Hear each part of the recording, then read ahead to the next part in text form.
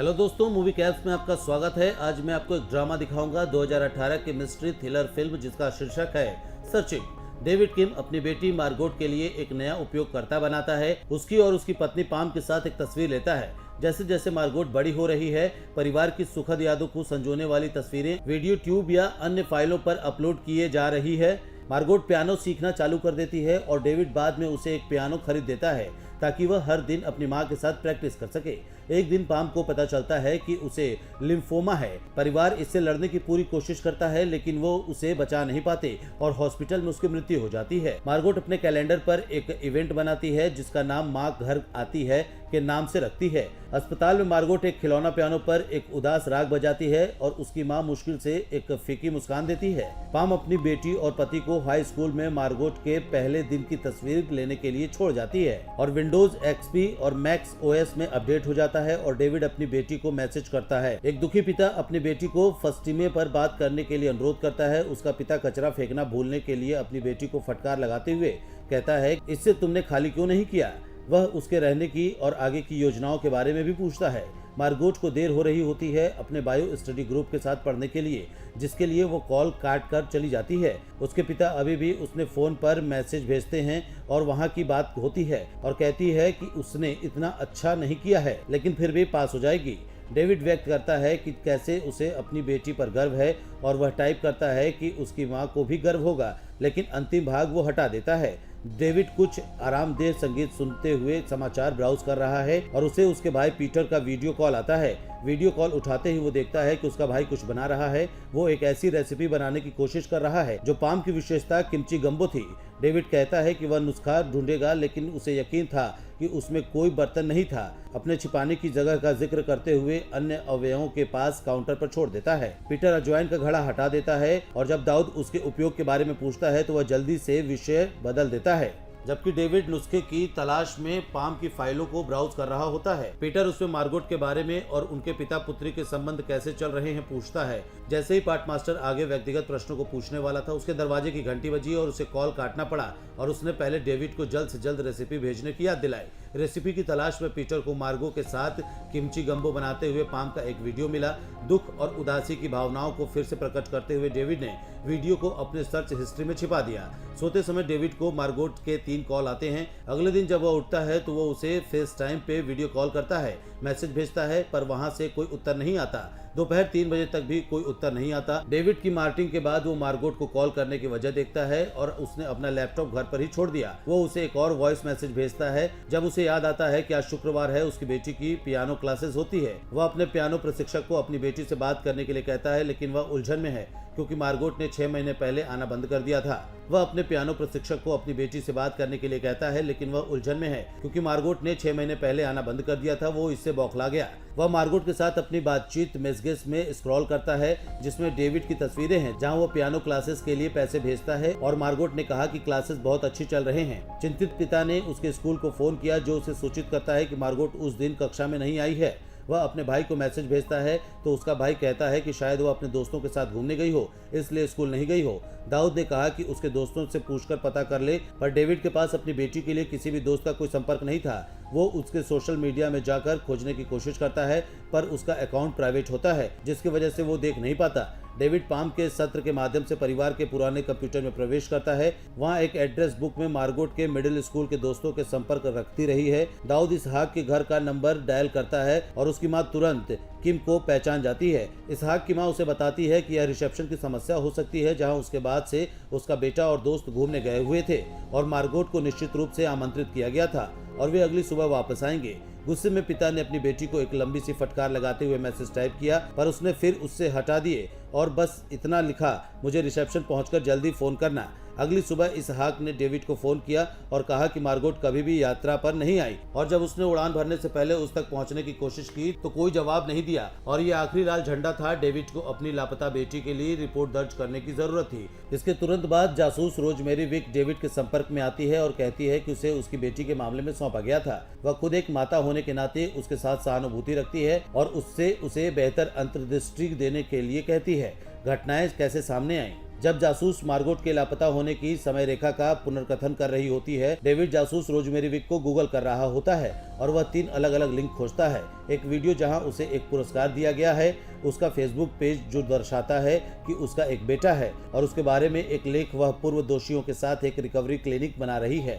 David Margot का laptop खोलता है और उसके फेसबुक पर लॉगिन करने की कोशिश करता है, लेकिन उसका पासवर्ड सेव नहीं होता, जिसकी वजह से वह फॉरगेट अकाउंट को खोलता है। वहां से एक मेल जाता है पर वो भी खोल नहीं पाता है। वह दूसरा तरीका अपनाता है। फिर वह उसकी फेसबुक फ्रेंड लिस्ट देखता है और उसमें से एक को कॉल करता है। डेविड उससे सवाल पूछता है, जैसे उसने आखिरी बार मार्गोट को कब देखा था और कहाँ था। रात में वह गायब हो गई और उसे एक स्प्रेडशीट में नोट कर लिया। वह जासूस को दिखाता है, जो डेविड से कहती है कि अगर कुछ भी उससे पता चलता है तो वह तुरंत उसे अपडेट करे।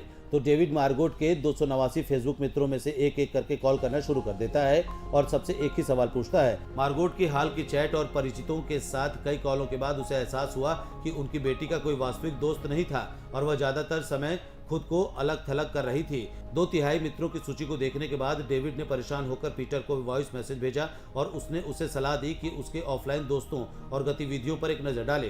डेविड उसके स्कूल की फाइलों को देखता है और अबीगैल से संपर्क करता है। वह लड़की जिसने यहाँ अध्ययन समूह की मेजबानी की थी, वह रात उसके घर। अबीगैल कहती है कि रात 9 बजे तक यह खत्म हो गया और उस समय तक मार्गोट निकल चुकी थी। उसने ये भी कहा कि मार्गोट टम्बलर का इस्तेमाल अधिक करती थी। जैसे ही वह इसकी जांच कर रहा होता है, उसे ट्रैफिक साझा करने वाले जासूस से एक ईमेल प्राप्त होता है कि मार्गोट के अपने गैस भरने और शहर से बाहर निकलने के फुटेज मिले हैं। वह उस जगह को गूगल मैप पर नोट कर लेता है। डेविड मार्गोट के बैंक खातों की जांच करता है। वह नोटिस करता है कि वह पियानो क्लासेज में पैसे जमा कर रही है। 6 दिन पहले उसने वेनमो के माध्यम से एक ऐसा अकाउंट को डिलीट कर दिया गया है। उससे $2500 का भुगतान किया गया था। वह उसका इंस्टाग्राम अकाउंट चेक करता है और देखता है कि डेरेक नाम के एक अकाउंट से उसकी बेटी के पोस्ट पर आपत्तिजनक कमेंट्स आते थे।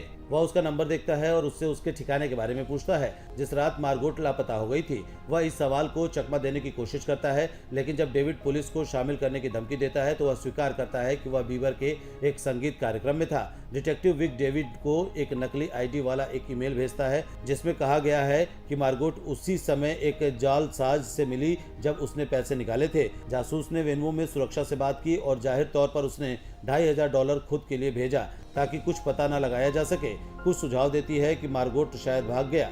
डेविड ने उस संभावना को स्वीकार करने से इनकार कर दिया और अपनी जांच को आगे जारी रखी।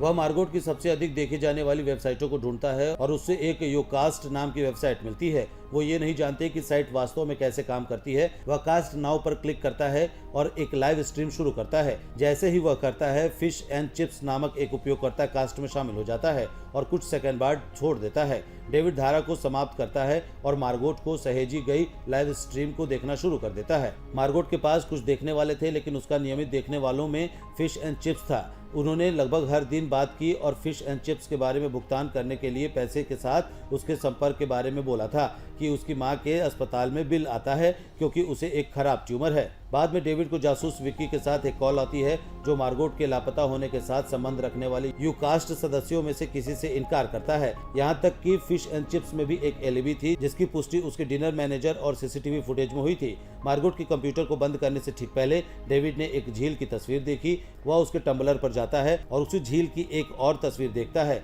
वह इसे गूगल मानचित्र पर ढूंढता है और उसे लगता है कि शायद उस रात उसकी बेटी वही थी। वह झील पर जाता है और जासूस को बुलाता है, लेकिन वह सो रही होती है क्योंकि तब सुबह के 4 बज रहे होते हैं। थोड़ी देर बाद वह उसे वापस कॉल करती है और डेविड उसे मार्गोट की पोकेमॉन किचन दिखाता है जो उसे झील के किनारे मिली थी। अगली सुबह मार्गोट का मामला सुर्खियों में आ जाता है। उसकी कार को झील से बरामद किया गया था, लेकिन मार्गोट उसमें नहीं थी। लोग स्वेच्छा से मार्गोट की खोज कर रहे हैं। जंगल के बाद से कवर करने के लिए बहुत सारी जमीन है। भारी बारिश होने के कारण खोज रुक जाती है। बारिश और इंटरनेट पर दोषारोपण करने वाले लोगों के मार्गोट के बारे में लेखों और वीडियो की बाढ़ आ गई।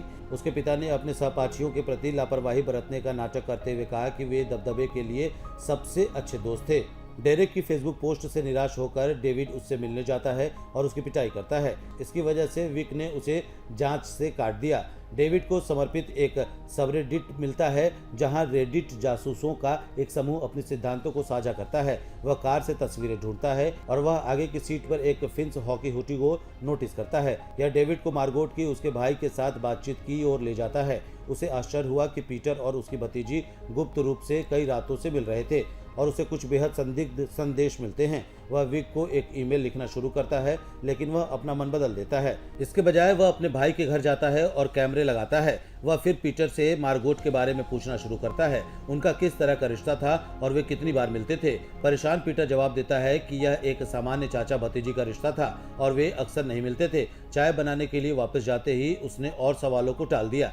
डेविड रुकता नहीं है और उनके संवादों को जोर से पढ़ना शुरू कर देता है। पीटर जवाब देता है कि वह समझा सकता है, लेकिन डेविड नहीं सुनता है और अपने भाई पर अकथनीय का आरोप लगाते हुए पिटाई शुरू कर देता है। वह तब तक नहीं रुकता जब तक कि पीटर चिल्लाता नहीं है। डेविड विक के एक कॉल को अनदेखा करता है और सुनता है कि पीटर को क्या कहना है। मार्गोट पीड़ित था, उसे जरूरत है कि वह अपनी माँ के बारे में बात करे, जो डेविड ने कभी नहीं किया, और इसलिए उसने पियानो सीखना बंद कर दिया क्योंकि इसने उसे पाम की याद दिला दी थी और उसे अभी भी अपने नुकसान के बारे में कोई जानकारी नहीं थी। डेविड को पता चलता है कि वह अपनी बेटी के बारे में कितना कम जानता है और आहें भरते हुए सोफे पर गिर जाता है। वह जासूस की कॉल को उठाता है जो उसे रोते हुए जमीन पर ले जाती है।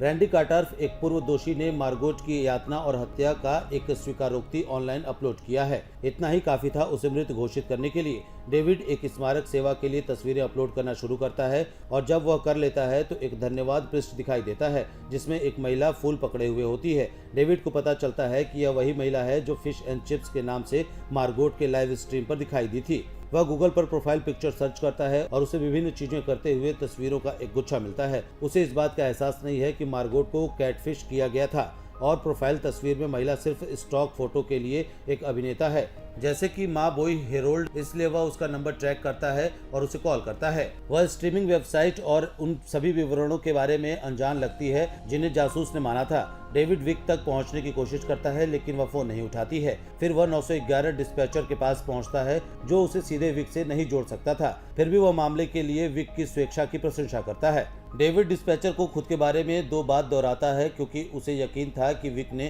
कहा था कि उसे केस सौंपा गया था, लेकिन डिस्पैचर ने कहा कि जैसे ही लापता व्यक्ति की रिपोर्ट दर्ज की गई थी वह स्वेच्छा से किया गया था। डेविड जासूस विक पर उसी समाचार पृष्ठ को खोलते हुए एक और नजर डालता है जो उसने शुरू में किया था। उसने देखा कि उसके बगल में पूर्व दोषियों में से एक रैंडी कार्टर्फ है, इसलिए वह डिप्टी शेरिफ से जुड़ने के लिए कहता है। अगली चीज जो हम मेमोरियल स्ट्रीम पर देखते हैं वह है डेविड स्टारिंग डाउन विक जैसे ही वह गिरफ्तार हो जाती है और पूछताछ करने पर वह बताती है कि 6 महीने पहले उसके बेटे को स्ट्रीमिंग वेबसाइट पर मार्गोट मिली थी। वह उसे ग्रेड स्कूल से ही पसंद करता था, इसलिए उसने एक नई पहचान बनाई और उससे बातें करने लगा। वे दोस्त थे और बहुत बातें करते थे जब तक कि मार्गोट ने अपना वेनमो खाता नहीं पाया और उसे अपनी माँ के अस्पताल के बिलों के लिए $2500 भेजे। उसे साफ आना था लेकिन वह इसे सार्वजनिक रूप से नहीं करना चाहता था, इसलिए वह उस रात उसके पीछे झील तक गया। जैसे ही वह ऊंचाई पर पहुंच रही थी और वह उसकी कार में चढ़ गया और इससे पहले कि वह खुद के बारे में समझा पाता वह घबरा गई। उसने भागने की कोशिश की